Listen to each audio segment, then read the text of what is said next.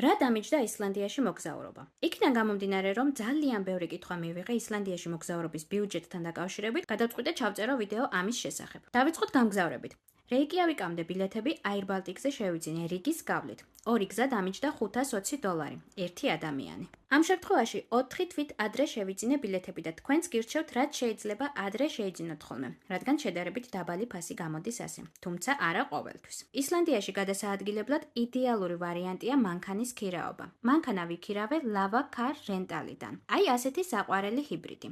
საწვავის ფასი საკმაოდ მაღალია ისლანდიაში და პრიორიტეტი იყო ისეთი მანქანის ქირაობა, რომელიც ცოტას დამიწვავდა. ჯამში ერთი კვირა მანქანის ქირაობა საწვავიან დაზღვევიანად დამიჯდა $1000. გადავიდეთ კვებაზე. იქიდან გამომდინარე, რომ ისლანდია საკმაოდ ძვირი ქვეყანაა და რესტორნებში ძალიან მაღალი ფასებია, ძირითადად სახლში ვამზადებდი სადილს.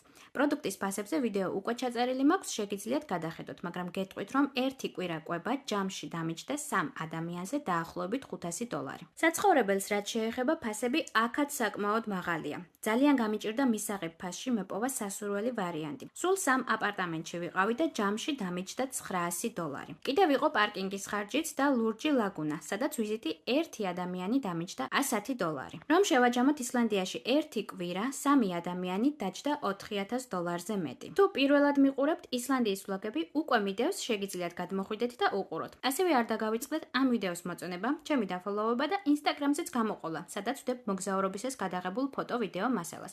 თუ კიდევ გაგიჩნდებათ კითხვები, დამიწერეთ კომენტარებში. აბა დროებით.